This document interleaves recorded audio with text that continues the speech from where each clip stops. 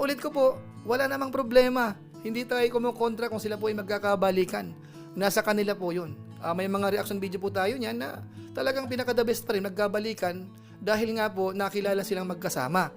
Kaso nga lang kung hindi talaga may iwasan, ang sabi ko naman dun sa pinaka-latest vlog natin, mag-move on na para hindi na madamay yung mga pamilya o kaya kung sino-sinong nakapaligid para tumahimik na po mga kabayan po natin. Yun po yung huling vlog po natin.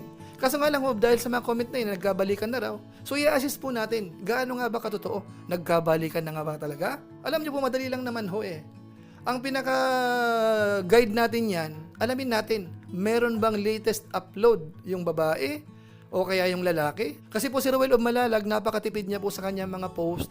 Bihirang-bihira. So, ang sa atin po dito, yung patungkol lang po sa nagkabalikan na nga ba talaga. Kasi po kung totoo yan, alam ko ho, marami hong matutuwa sa hanay ng mga sponsors, sa hanay ng mga supporters, baka sa mga pamilya po nila, yung ilan siguro, baka okay lang. So marami hong matutuwa. Pati po dito sa mga nagre-reaction siguro, magiging maganda rin po yung mga reaksyon ng ilan. Kaso nga lang ho, ang kailangan natin dito ay yung totoo. Ano po?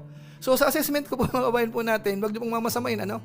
Kasi tinitingnan ko po yung mga post naman po ni girl, parang welcome pa rin naman po yung dating. Tapos nandun pa yung mga sweetness noon, ano, kung titingnan po natin. Kasi ang dami po kasi. Pero sa pinaka-summary ho, kung ako mag-a-analyze doon, parang okay pa po, mga kabayan po natin. Napanood ko yung video ni Kuya July. Sabi nila, nagkabalikan na raw o magkakabalikan na raw si Ruel of Malalag at si Langga Rachel.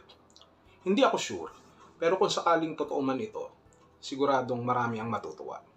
At marami din naman ang hindi matutuwa, yung iba na gusto silang magkahiwalay. Pero sa akin, kung ano't ano man ang mangyari, kung magkabalikan man sila, si Langga at si Dodong Ruel, mas pabor sa akin yan. Kasi nga, alam ko namang naging masaya din naman ang aking pinsan si Ruel at mas gugustuhin ko na maging masaya siya habang sila ay magkasama ni Langga Rachel. May mga tao lang talaga na nagbibigay ng komplikasyon, ginagawang komplikado ang mga bagay-bagay. Kasi nga, kapag may nakikita silang masaya, kapag nakikita nila ang dalawang tao na talagang nagmamahalan, parang hindi sila masaya.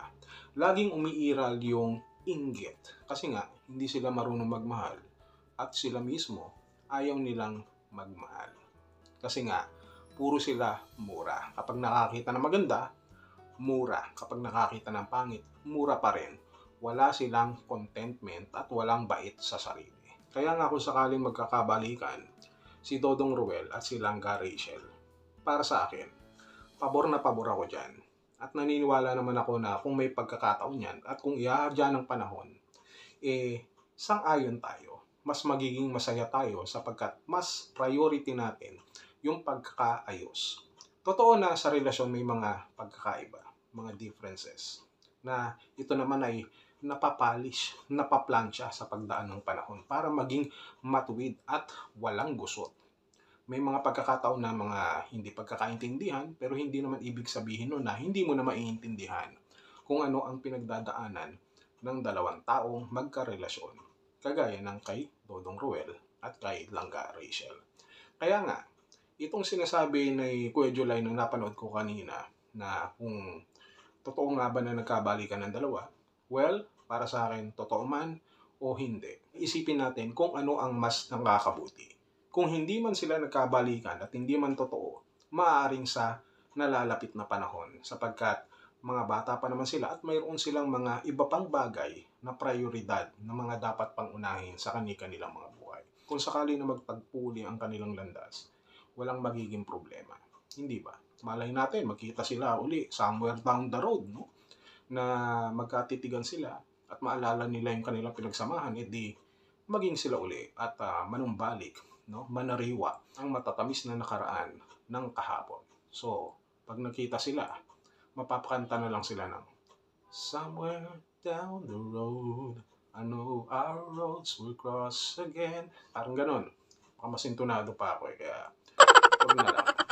Kaya dun sa mga taga-suporta ng Rochelle, kung sakali nga na magkakabalikan si Dodong Ruel at si Langga Rachel, alam kong magiging masaya kayo at mabuo muli yung samahan na binuo ng pagtitiwala at pagmamahal. Kasi nga, Rochelle sila. Minahal ng marami, minahal ng mga taga-suporta, minahal ng mga sponsor, yang Rochelle. Kapag ang isa dyan talagang nawala, medyo apektado ang bawat panig. Magkakaroon ng pagkakaiba, magkakaroon ng dibisyon, magkakaroon ng hindi pagkakaintindihan, at magkakaroon ng pagkakampi-kampi. Possibly nasisihin si Rachel, yung iba naman sisisihin si Dodong, yung iba naman sisisihin silang dalawa, at yung iba na mga anti-kalingap sisisihin ang kalingap. May masi sila. Ganun lang naman sila eh. So, para sa akin, kung magkakabalikan yung dalawa, pabor ako. Kung ako naman ang tatanungin nyo sa akin kung bakit ko nasasabi to, kung bakit ako naging pabor, well, hindi dahil sa yun ang nangyari sa akin. Hindi. Para sa akin, ang gusto ko, magkabalikan sila sapagkat para naman maiba. Para naman hindi matulad sa akin. Kasi kapag ako, alam nyo naman, once na, tapos na. Finish is finish. Hindi ko na binabalikan. Kahit sino pa yan. Kahit na maglumuhod pa yan, magkumyapit sa mga hita ko habang papalabas ako ng pintuan at dala ko ang gamit ko at kahiwalay. Wala nang balikan.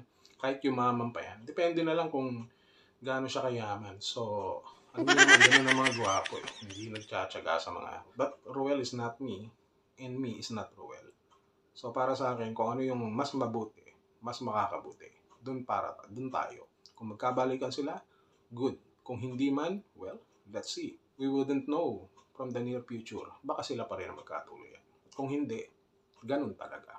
Tanggapin na lang natin kung ano ang inihanda ng kapalaran. Alright? Yun lang.